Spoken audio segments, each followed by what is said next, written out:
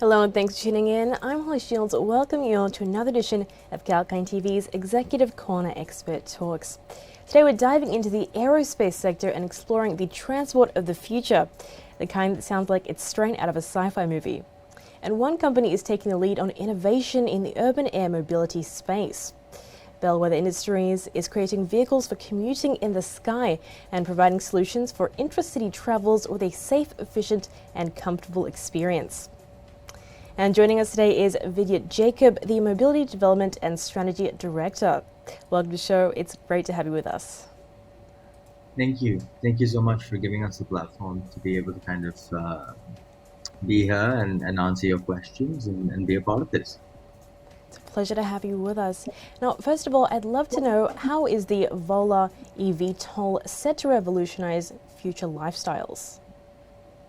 So, at Bellwether Industries, we're committed to improving lifestyle for future living, and using sort of real-world, user-centric approaches. We focus on solving problems that need to be addressed. Most of us are, the founding members of the company were designers and are still designers, and I'm a designer myself. So, from the ground up, we look at problem solving as core to anything that we propose. So the Volar is basically our solution for intra-city travel as part of the UAM industry. This field's sort of growing and it's becoming bigger and bigger, and the Volar is one part of it. We believe it's a completely new typology of mobility, and it basically blends together the dimensions and the accessibility or the desirability of a car today, and mixes that with that of the function of an aircraft, because it is ultimately a flying format of transport. And the resulting typology is what we call the Volar.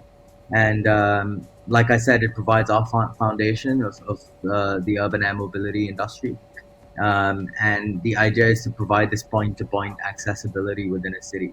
And it also respects the fact that cities are built with a certain dimension, so you can't really change those and raise them to the ground. So, the solution is really focused on making sure that we can access every corner of it. Yeah. Well, you're quite right there. Intercity travel can be quite difficult in itself. And the design is quite sleek and aerodynamic even to the naked eye. So I do believe that you are designers first and foremost. It's a very good looking vehicle. No, that's fantastic. It is core because it has to be desirable, right? Why would anybody want to kind of travel in it? You see that example with the automotive industry on a daily basis almost, that you've got Lamborghinis and Bugattis, not to name drop a few, but people who kind of go and aspire to that. And this should be aspirational, and it's one thing maybe the aviation industry sort of lacked, is having that degree of aspiration in their daily sort of use case.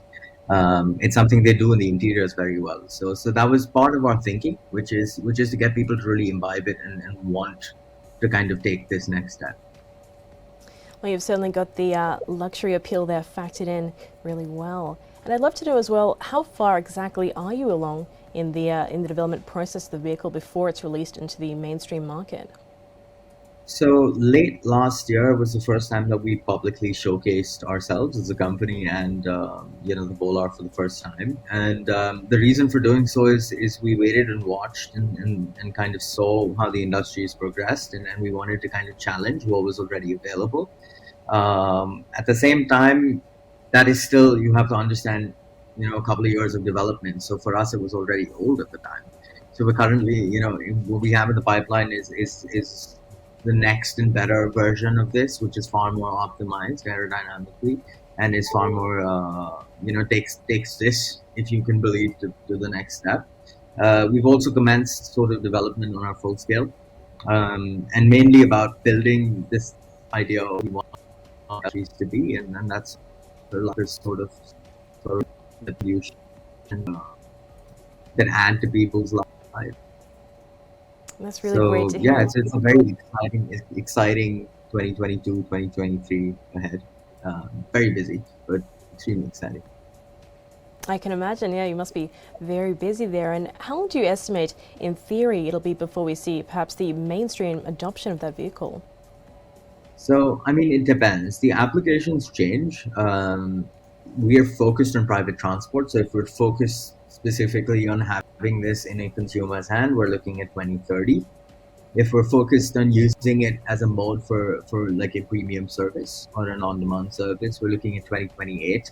And some of our other verticals can start as soon as 2025, and the latter end of 2024. So it just really depends on the use case and the application. You see, if we want to fulfill this vision of having everybody access this, it needs to be incredibly safe. It needs to be accepted by the public, and it needs to be operating within the environments that it was built for.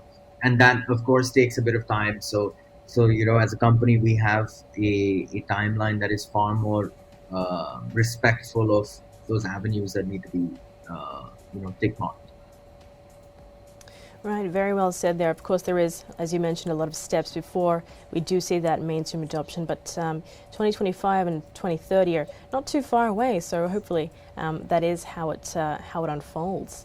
And, I understand that Bellwether Industries does operate as a human-centered, I believe, urban air mobility space. So in your view, do you see that the urban air mobility as being the next frontier for the transportation industry?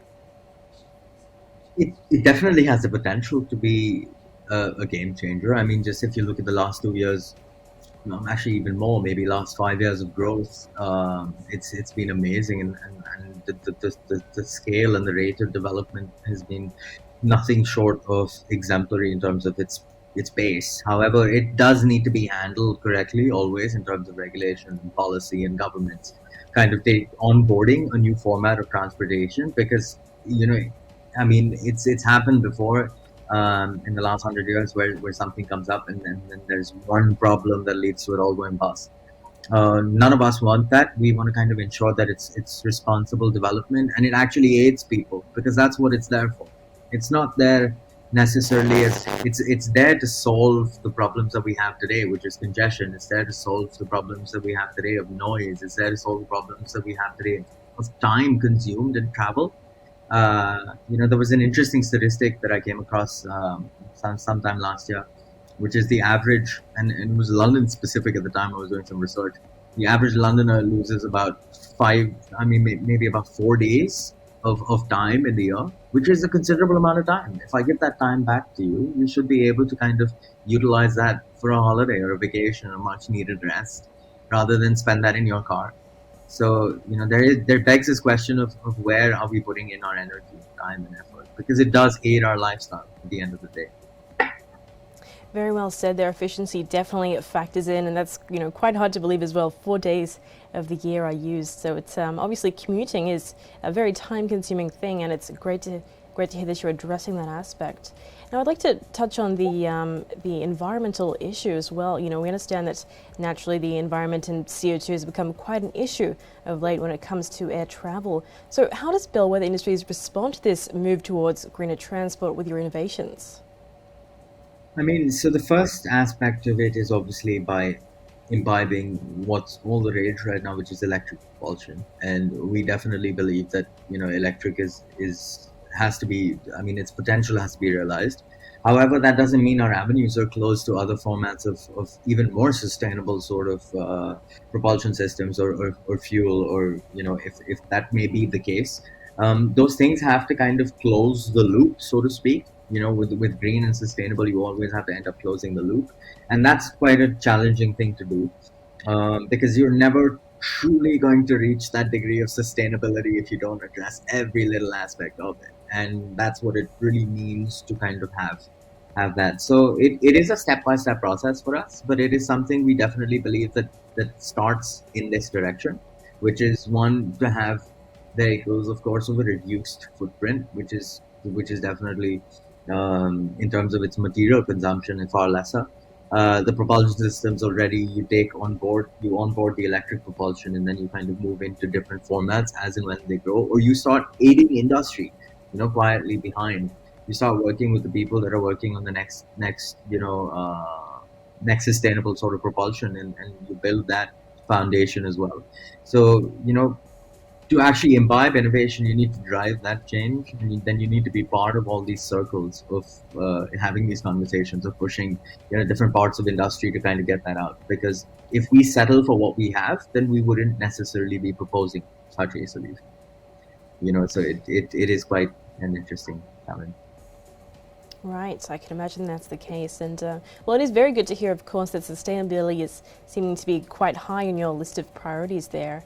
And just before we wrap up, Vijit, I'd like to ask you, what can we look forward to seeing from Bellwether Industries in 2022? So, I mean, like I mentioned, we're going to have a fully new optimized half-scale model that's going to be ready for flight this year.